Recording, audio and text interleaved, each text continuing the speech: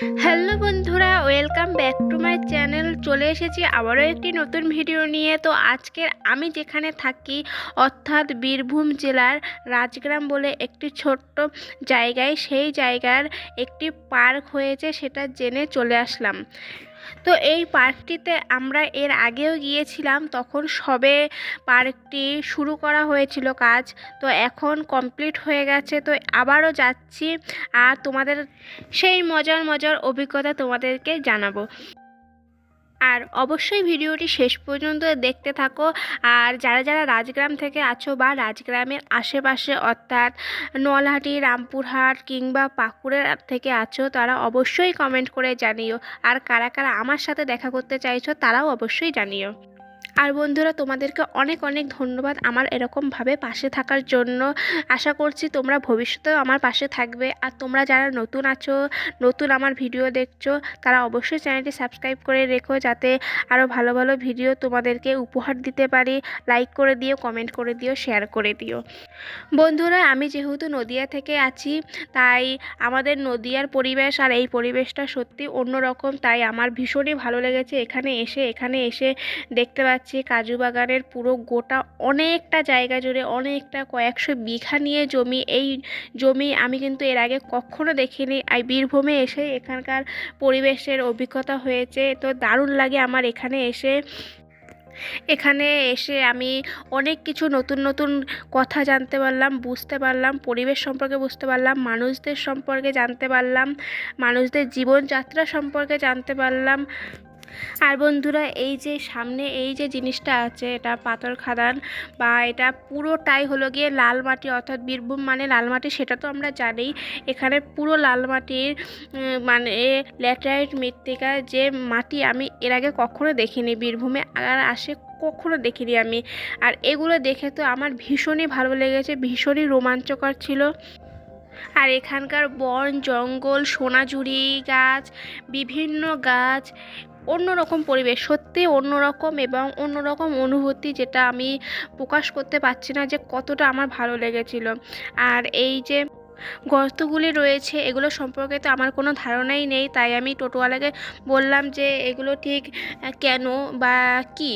তখন টোটোওয়ালা আমাদের বললেন যে এখানকার এই মাটিগুলো দিয়েই আগে রাস্তা বানানো হতো, অর্থাৎ আমাদের যেখানে রাস্তা বানাতে চুন সুরকি ব্যবহার করা হয়, এখানে এই মাটিগুলোই সেই কাজ করে থাকে। আশেপাশে সবুজে ঘেরা এবং লাল মাটি দেখতে দেখতেই পৌঁছে গেলাম আমাদের সেই আজকের গন্তব্য, অর্থাৎ রাজগ্রাম পার্ক। জায়গাটি ভীষণই শুনশান, তাই একটি অন্যরকম অভিজ্ঞতা ছিল, যেটা আমার কাছে প্রথমই ছিল। তো এরকম আমি দেখতে দেখতে আশেপাশটা চলে আসলাম ঠিক রাজগ্রাম পার্কের একদম সামনে।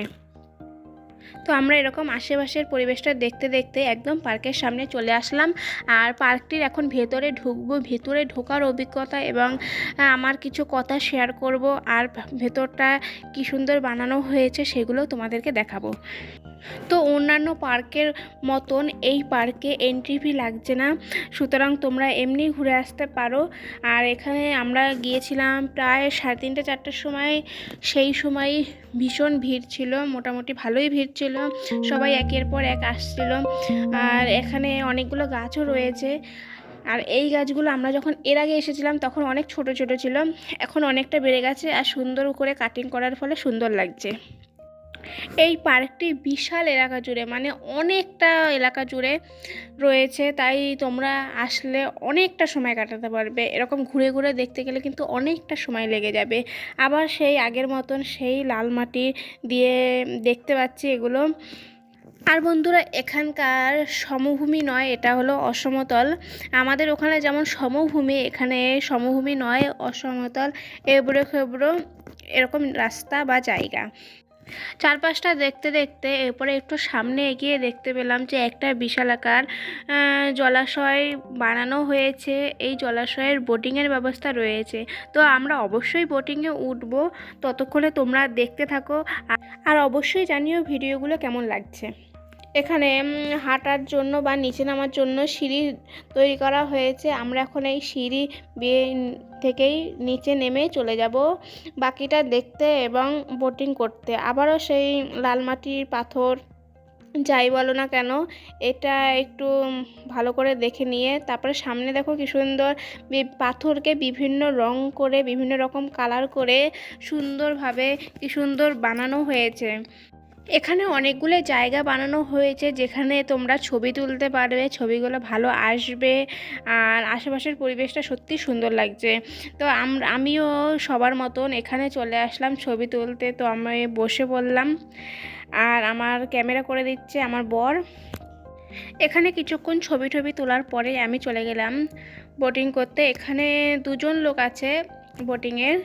আর এখানে বোটিংয়ের জন্য টিকিট মূল্য হলো 20 টাকা করে, দুবার পাক দেবে। আমি এর আগে বোটে উঠিনি, এই প্রথমবার উঠবো, তাই একটু কিছুক্ষণ সামনে যে ওদেরকে দিকে তাকিয়েছিলাম এবং আশেপাশের দিকটা দেখছিলাম। আর আমি ওয়েট করছিলাম যে ওরা কখন ফিরে আসবে আর আমি উঠব। তারপরে আমরা কিছুক্ষণ দাঁড়িয়ে থেকে আর আশেপাশটা দেখে তোমাদেরকেও দেখানোর চেষ্টা করছি। তো আর আশেপাশটা দেখো কি সুন্দর ফুল গাছ দিয়ে সাজানো হয়েছে। এই ফুলগুলো যখন ফুটবে তখন কিন্তু আরও সুন্দর লাগবে। আমরা এখন বোটিং করব আর এই বোটিংয়ের অভিজ্ঞতা আমি প্রথমবার নিতে চলেছি। তো দেখি প্রথমবারের অভিজ্ঞতা কীরকম হয়।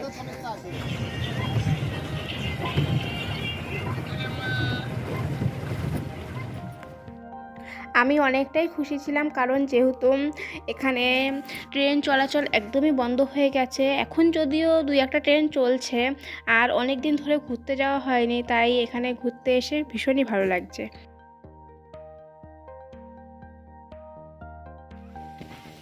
তো আমরা এখন রাজগ্রাম পার্কে চলে এসেছি। আর রাজগ্রাম পার্কটি এখন অনেকটা সুন্দর করা হয়েছে। এর আগে যখন আমরা এসেছিলাম তো অনেক কিছুই হয়নি, আর এবারে এই পার্কটা অনেকটা সুন্দর হয়েছে, সেগুলো তোমাদেরকে দেখাবো।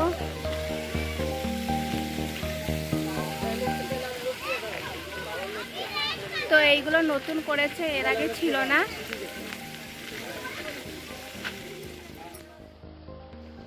এই যে ঝর্ণাটা সিস্টেম করা হয়েছে, এটা কিন্তু স্লো মোশন ক্যামেরায় আরও সুন্দর লাগছে।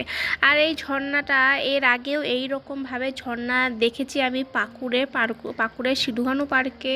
তো তোমরা যদি চাও সেই ভিডিওটাও দেখে নিতে পারো, আমার ইউটিউবে ভিডিও বানানো আছে, ডিসক্রিপশন বক্সে অবশ্যই লিংক দিয়ে দেব।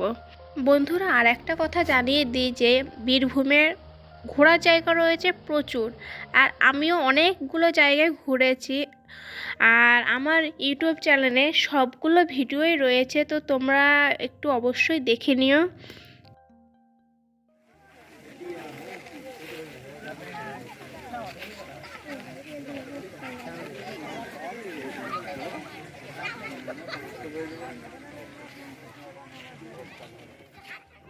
তোমরা দেখতে পাচ্ছ যে এখানে অনেকগুলো ফুল গাছ লাগানো হয়েছে, এছাড়াও এখানে গোলাপ ফুল গাছও লাগানো রয়েছে। এই গাছগুলোতে যখন সব গাছগুলোতে ফুল ফুটবে তখন কিন্তু দারুণ লাগবে। তো আমরা এখন এই ফুল গাছগুলো দেখে এবার বাচ্চাদের বিনোদনের জায়গায় একটু ঘুরে দেখব। তো চলো তোমাদেরকেও সেগুলো দেখাই এবং নিজেও দেখি। তার আগে একটু বলে দিই যে এখানে খান বাগান বাড়ি, অর্থাৎ এখানে যে একটা লেখা রয়েছে, এখানে সামনে থেকেও কিন্তু তোমরা সবাই ছবি তুলতে পারো। আর এখানে সুন্দরভাবে বাচ্চাদের খেলার নানান অ্যাক্টিভিটি রয়েছে বড়দের জন্য দোলনা, এছাড়াও অন্যান্য খেলার সামগ্রী। তো আমি অনেকক্ষণ ধরে ভাবছিলাম যে আমিও একটু দোল খাবো, কিন্তু একের পর এক মানুষ এসেই যাচ্ছে আর আমি জায়গা পাচ্ছি না। আর কিছুক্ষণ ওয়েট করেই যাচ্ছি, বুঝতে পারছি না যে আমি কিভাবে কোথায় বসবো। তারপরে আমি এর উপরে বসে পড়লাম, যেহেতু এই জায়গাটা ফাঁকা ছিল। তারপরে এখানে বসে আশপাশটা কিছুক্ষণ দেখতে লাগছিলাম, বাচ্চাদের আনন্দ উপভোগ করছিলাম এবং বাচ্চারা যে খেলছিল ওগুলো আমার খুব ভালো লেগেছিল। এবং আমি নিজেও এই দোল খাওয়ার জন্য জায়গার জন্য অপেক্ষা করছিলাম। অবশেষে দোল খাওয়ার জায়গা আমি পেয়ে গেছি এবং আমিও সেই দোল খেতে শুরু করে দিলাম। তারপরে আমরা চলে আসলাম বাড়িতে। তাহলে বন্ধুরা, আজকের ভিডিওটি এখানেই শেষ করছি। পরবর্তীতে আরও সুন্দর সুন্দর ভিডিও নিয়ে আসবো। ততক্ষণে তোমরা সবাই ভালো থাকো, সুস্থ থাকো। আজকের ভিডিওটি দেখার জন্য অসংখ্য ধন্যবাদ। টাটা।